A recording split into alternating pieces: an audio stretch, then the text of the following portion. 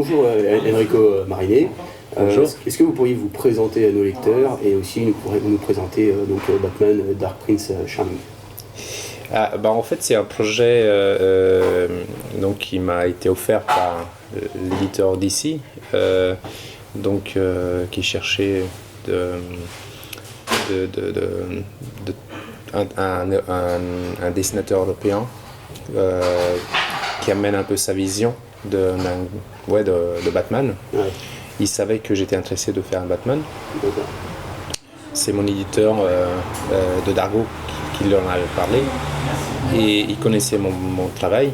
Et donc ils m'ont proposé cette collaboration. Et moi, il fallait par contre, il n'y avait pas que l'envie, bien sûr, il y avait d'abord l'envie, mais il fallait quand même une histoire. Donc j'avais tellement d'autres projets qu'il fallait que je trouve un créneau et surtout une idée d'abord pour faire ça. En fait, le Dark Prince Charming, c'est une histoire intime, si on peut dire, entre le Batman et le Joker. Et intime parce que quelque part, je me suis dit, j'avais trop envie de raconter une autre fois l'histoire où Batman sauve la planète, où il sauve la ville de Gotham. Et ce qui m'intéresse, c'est vraiment un jeu psychologique plus personnel entre lui et son adversaire le plus redoutable, qui était le Joker, ou qui est le Joker.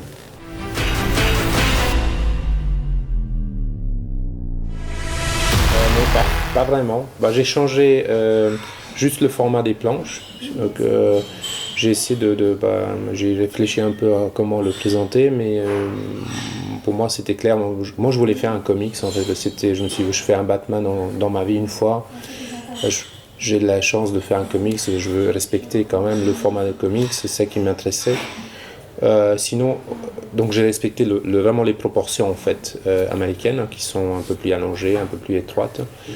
Sinon, à part ça, l'approche est tout à fait le même que pour les Aigles de l'Orne. Par exemple, quand j'écris un scénario, j'écris d'abord le scénario en entier, je le soumets à l'éditeur, j'attends le retour et puis après je commence le dessin. En fait, là aussi, d'abord le scénario, après j'ai fait des dessins préparatoires, le design des personnages, des costumes, des bagnoles, la ville que j'ai soumis. J'ai fait ensuite un storyboard. Le scénario a été validé, heureusement. Oui, parce que c'était pas évident. C'est tout bête, mais je pouvais pas aller voir un autre éditeur avec le même scénario. C'était soit d'ici le plan, soit il est foutu, quoi. Donc, voilà quoi, donc le processus est toujours le même en fait. Et ensuite, une fois que le storyboard est approuvé, c'est sûr qu'avec les Américains, enfin là, après je passe aux planches, mais c'est sûr qu'avec ce projet, il y avait beaucoup plus d'échanges, parce que d'abord ils ne connaissaient pas comment je travaillais, donc il fallait aussi montrer le maximum pour les rassurer. Mais j'ai eu vraiment toutes les libertés, j'ai eu aucune censure, où on a discuté. Il y a eu une fois par semaine, on faisait des Skype et il y a eu beaucoup d'échanges comme ça, mais très positifs, très intéressants. Donc c'est une expérience très chouette, très intense. Un peu plus que d'habitude, parce que disons que mon éditeur Uwe Schlierf chez Dargo Benelux, avec qui je bosse d'habitude, il me laisse tranquille. On se voit aussi, mais et ça se passe très bien, on en discute aussi beaucoup. Mais là, c'était un peu plus. Je pense que là, il voulait vraiment tout regarder, tout voir. Mais heureusement, ils n'ont jamais rien demandé de changer, quoi. Donc. Et les deux petits trucs, mais c'était vraiment pas important du tout. Et moi j'étais vraiment très, très étonné. Donc carte blanche et totale.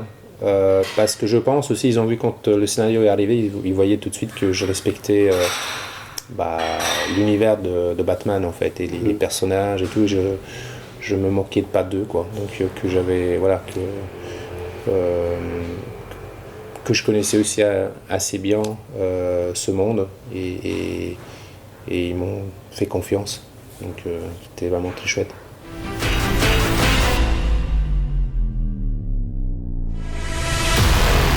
J'ai d'autres projets en bande dessinée. Moi, j'ai le Scorpion qui m'attend. J'ai encore un 12e tome à faire. Après, on boucle le cycle et peut-être je reviendrai pour des one-shots au Scorpion plus tard avec des propres scénarios. Mais sinon, moi, j'ai encore les Aigles de l'Homme à faire et j'ai un ou deux autres projets que j'aimerais réaliser. Maintenant, j'exclus pas de refaire un comics chez DC ou même voir ailleurs. Mais je ne saurais pas quoi pour le moment. Donc je ne cherche pas vraiment de déménager aux États-Unis. C'était vraiment un projet qui me tenait à cœur parce que ça me rappelait vraiment mon enfance et puis parce que j'avais une envie de raconter cette histoire ici. Maintenant, non, je ne suis pas engagé maintenant à longue durée.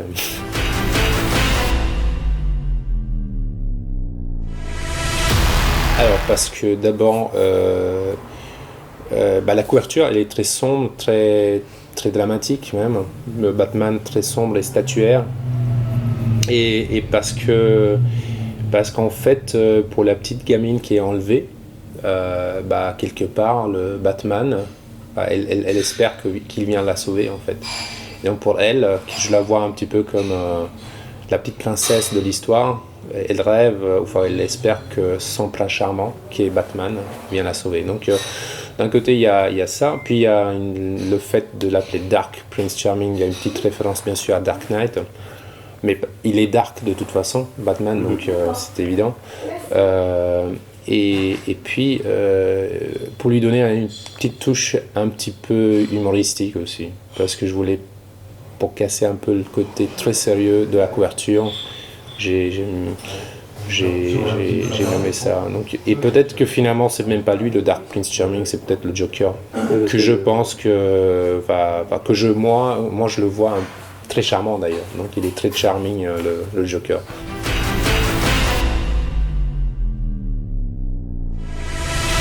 De toute façon, le fait que Batman est spécialement lié à une petite fille qui est censée être sa fille, ça lui donne une plus grande motivation déjà de la retrouver et il supporte encore moins le fait que le Joker la tient en otage. Et on ne sait pas d'ailleurs ce qu'il est capable de faire le Joker avec une petite gamine, puisqu'il est bien sûr, pour le moment, il est aussi gentil avec elle et tout, mais on sent qu'il y a quand même derrière, il est capable de tout.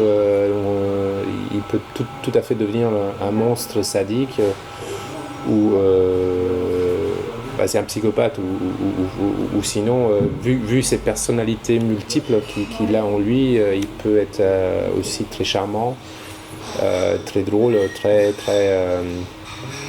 on peut dire stratège même, puisqu'il a un plan. Il a un master plan. Il a un master plan pour arriver de récupérer un cadeau pour sa bien-aimée Harley Quinn. Donc, mais il est aussi par moments un imbécile, un crétin. Enfin, dans ma version, il a tellement de personnes en lui et sa personnalité change tous les 2 minutes. Donc il est très imprévisible, insaisible. Et ce qui rend d'ailleurs aussi son entourage, ça rend la chose compliquée pour son entourage. En fait, il y a presque personne qui ose dialoguer avec lui. Et lui, il part tout le temps, il est tout le temps en scène, il est très coloré et très,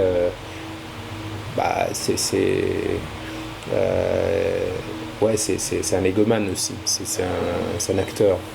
Donc en contrepartie, il y a le Batman qui lui est plus réservé et très, très sombre dans son coin. Il essaie de rester dans l'ombre, sauf quand justement c'est pour rentrer en action pour taper les criminels.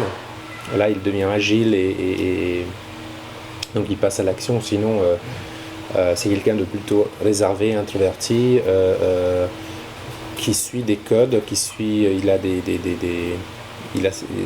des règles qu'il suit, il a une certaine moralité.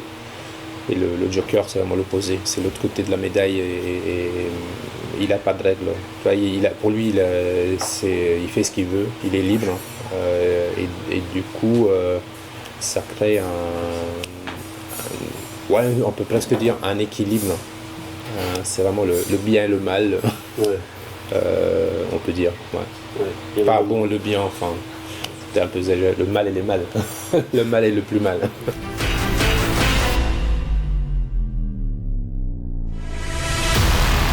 Bah, disons que de toute façon ça rentre pas dans la continuité d'une série qui est en cours là. Je pense qu'on peut le lire indépendamment de séries qui existent.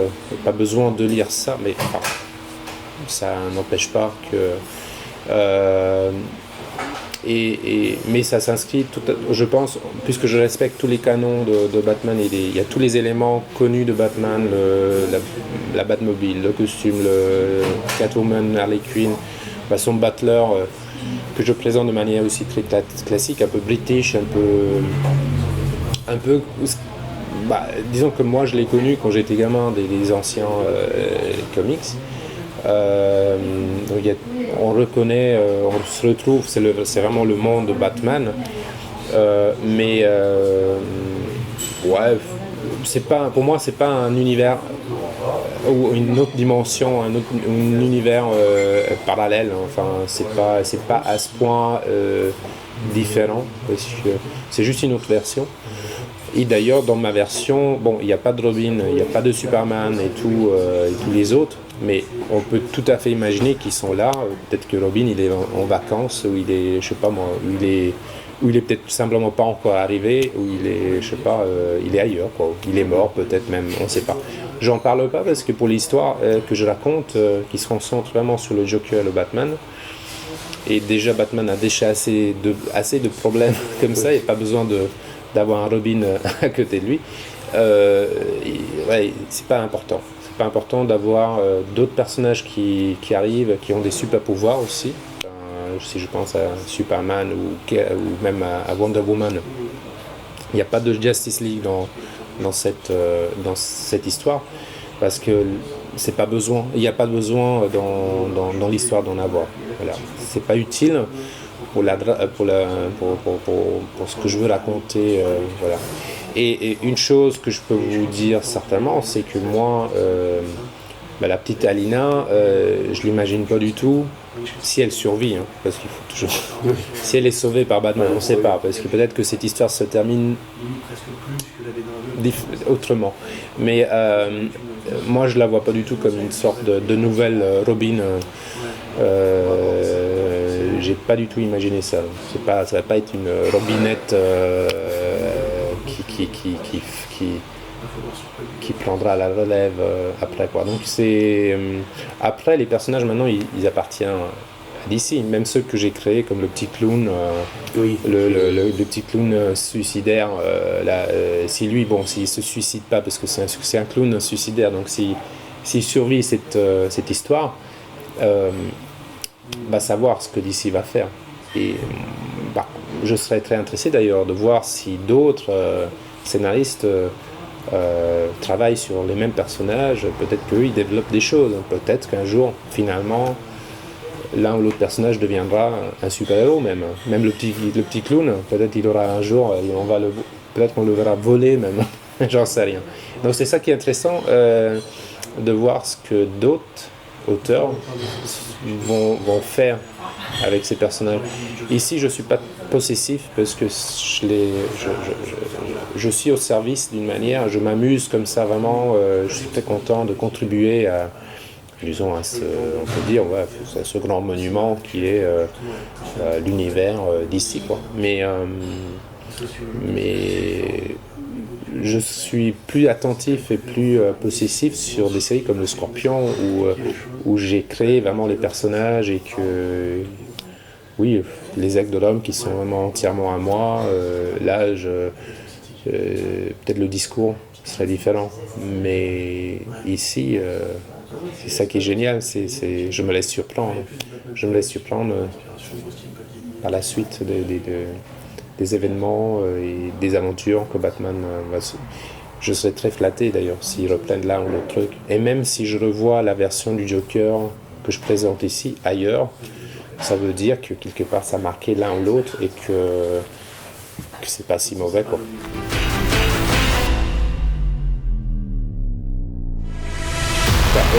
Moi j'aime bien le format diptyque ici qu'on a ici pour le marché français. Et les Américains aussi, ils avaient vu l'étoile du désert que j'avais fait, c'est aussi présenté en format diptyque. On a pensé aussi de le sortir en entier. Ça faisait 120 pages. Moi j'aurais aussi aimé le sortir peut-être en 4 petits volumes comics, et puis finalement on a laissé tomber l'idée. Je sais pas, je pense que l'attente aurait été trop longue, même pour les Américains. Ils voulaient aussi le présenter en 2 fois, parce que comme ça ils n'auraient pas dû attendre plus d'1 an en fait, et là ils ont un peu moins de patience. Mais moi j'aime bien ça, moi j'aime bien aussi, ça me permet en fait de mettre sur la couve du tome 1 le Batman et sur la couve du tome 2 le Joker, donc d'avoir 2 couves qui font un peu miroir. Et puis il y aura certainement aussi des intégrales qu'on sortira peut-être avec un tirage limité par la suite plus tard. Et moi c'est quand même 60 pages de bande dessinée, comics bande dessinée, et avec un bonus pour la version standard de 4 pages de sketch et d'illustration, plus on fait une édition spéciale avec une nouvelle couve et aussi 12 pages d'illustration de bonus, ce qui fait que ça donne à chaque fois quand même un objet sympathique et voilà. Donc il n'y a pas, sinon il n'y a pas d'autre raison vraiment, mais j'aime bien aussi bien sûr pouvoir lire l'histoire en entier quand je reçois, évidemment forcément quand je reçois une nouvelle, quand on a la possibilité de voir une série télé, on aimerait bien voir toute la saison d'un coup, c'est sûr. Après le problème c'est que ça prend du temps à la réaliser, donc parfois les gens n'ont pas envie d'attendre 1 an ou 2 avant qu'un projet soit fini, quoi. Donc là on a tranché en 2 et je pense que ça fonctionne bien.